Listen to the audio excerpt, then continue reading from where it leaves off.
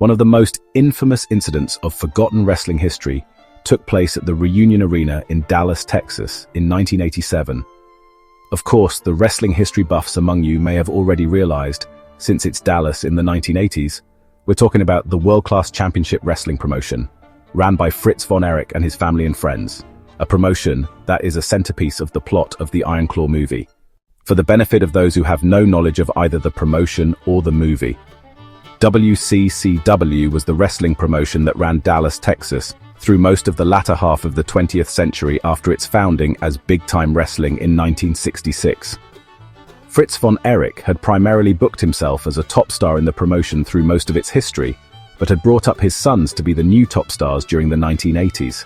Yes, that's our main event on World Class Championship Wrestling. And it was during the early 1980s that World Class Championship Wrestling had experienced something of a boom period, to say the least. Broadly speaking, the years of 1982 to 1986 are considered as the boom years of World Class. Those glory days are best remembered for the historic feud between the Von Erich brothers and the Freebirds, which saw its inception in the match between Kerry Von Erich and Ric Flair at Reunion Arena in Dallas.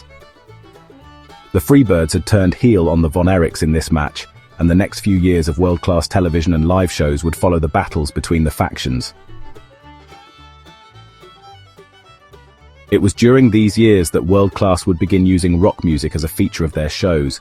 For example, the Von Erichs entering to Tom Sawyer by Rush. This was before Vince McMahon had made the rock and wrestling connection that would ultimately be a huge factor contributing to WWF's success in the mid to late 80s. They also helped to revolutionize the way wrestling is shot during this period, with different camera angles and setups previously unseen in wrestling. We're all Von Erich. We were all born and raised in However, Texas. this boom period was unfortunately marred by tragedy, beginning with the passing of David Von Erich in early 1984. For a lot of people, David's memorial show that took place in March of 1984 was the pinnacle of WCCW's relevancy. The show had an attendance of over 31,000 people, setting an attendance record that wouldn't be broken until WrestleMania 3. Not only had they had a really good couple of years of growth, but with such a tragedy taking place, the fans were very sympathetic to the Von Erichs and the promotion, and were willing to come together and rally behind their Dallas hometown heroes. Unfortunately, the audience's temperament would be tested by Fritz and his decisions going forward. Whilst a David Von Erich memorial show made sense, Fritz was not always so appropriate in his handling of tragedy. For example, in 1985, Mike Von Erich would suffer a shoulder injury that would lead to toxic shock syndrome and result in brain damage. I don't want to go too much into detail here, as I have another video about Mike in the pipeline, but in summary, Mike was brain damaged and shouldn't have been getting back into the ring, and the perception was, rightly or wrongly, that Fritz was either implicitly or explicitly pushing his son to return to wrestling sooner than he should have. That's even assuming that Mike would have ever been truly capable of a return, or that he even should have been wrestling in the first place. Folks, let me tell you, a miracle took place last night, just that we have Mike with us today. Mike Von Erich would be billed as the living miracle upon his return. Now he's in the midst of the leg scissors and upside. Long term, we know that what Mike was suffering with would lead to his own tragic passing. So this chapter of world-class championship wrestling history has aged particularly poorly. This is also somewhat portrayed in the Iron Claw movie. The perception of Fritz exploiting Mike's tragedy in such a way was strong enough that it would be listed in Dave Meltzer's Wrestling Observer newsletter as the most disgusting promotional tactic of 1985. This was not the last time WCCW would be given that award. There's so many wrecks and so many problems and so many deaths, and they would in fact win the award for most disgusting promotional tactic for 4 years in a row in 85, 86, 87 and 88. However, it is the event that would take place in 1988 that would be known as the Christmas Day Massacre. The culmination of years of decline, a promotion that was leaving the mainstream consciousness as quickly as it had arrived and looking significantly worse for wear. In 86, they had used Gino Hernandez's real-life death as a comparison to sell the tragedy of Chris Adams being blinded in a television angle. That's in poor taste. In 1987, when Mike would pass away, they changed their David Memorial Show to the David and Mike Memorial Show. Charging extra for VIP tickets was seen as in somewhat poor taste, and having a female mud wrestling match at the Memorial Show didn't exactly go down well. There are also some who allege that Fritz was selling fake autographed merchandise from his passed-away sons during these events. A referee would allegedly forge the signatures of the deceased sons with Fritz's knowledge.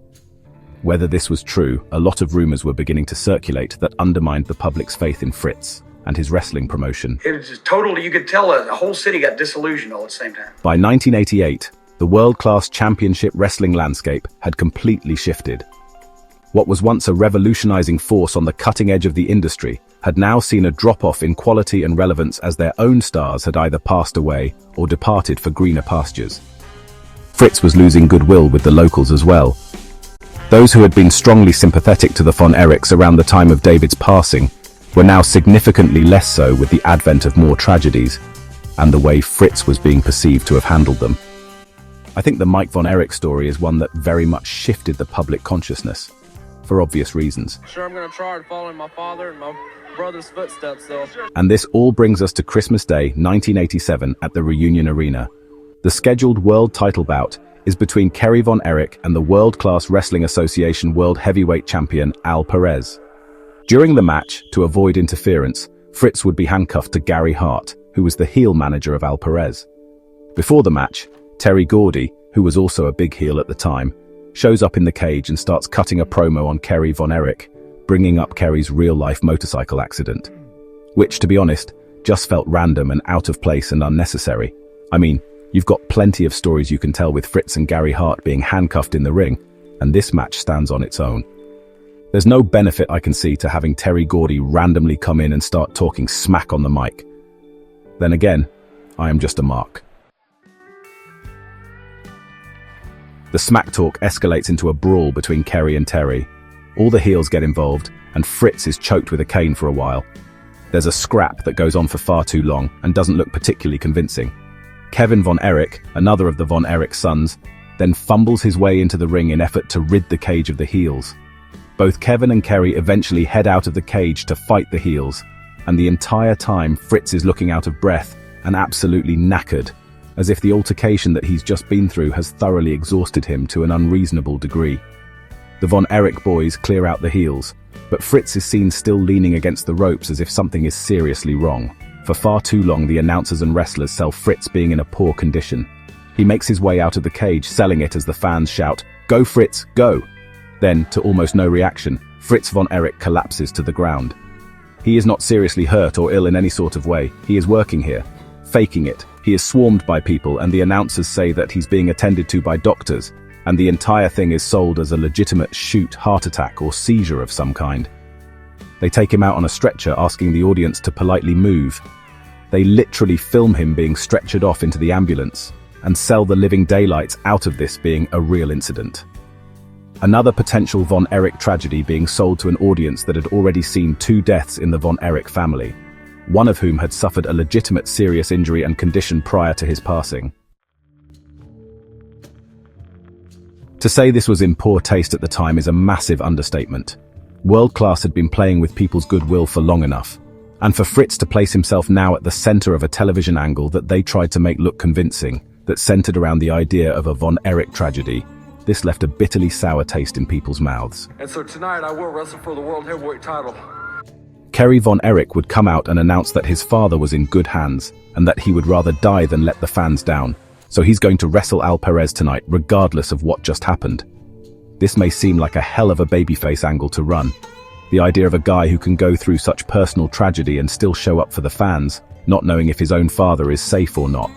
Sure, that can sell a guy as a sympathetic babyface, but neither Kerry nor any of the other Von Erichs needed to have that done through an angle. Everyone was already sympathetic to their real-life story. Making the entire narrative about WCCW a narrative of overcoming extreme tragedy and dealing with grief is not a good long-term strategy for entertaining people. The commercialization of the horrors added to the perception that Fritz was less of a bereaved father and more of a cynical businessman. People watch wrestling primarily for the escapism. People remember how you make them feel, and if they're constantly reminded of sadness, tragedy, and anxiety whilst watching your program, they're going to switch off. If you somehow take real tragedies and still become the boy who cried wolf after them, people are going to lose their sympathy, which is exactly what happened, and it reached a zenith at Christmas Star Wars 1987. In years following this, World Class would continue to decline until it was eventually sold. The Christmas Day Massacre was far from the cause of the Dallas Territory's decline. It was merely the peak at which it became obvious to most, in hindsight, that it was over. In the same way David's memorial show was the peak of world-class championship wrestling success, the Christmas Day Massacre was the peak of World Class's failures. It will forever be remembered as one of the most distasteful angles in the history of territory wrestling. Thanks for watching another sarcastic wrestling mark upload. If you enjoyed this video, be sure to like and subscribe and perhaps comment your opinion on any of the matters discussed. I'm told if I tell you to do that, there's more of a likelihood that you will. As always, I'll see you in the next one.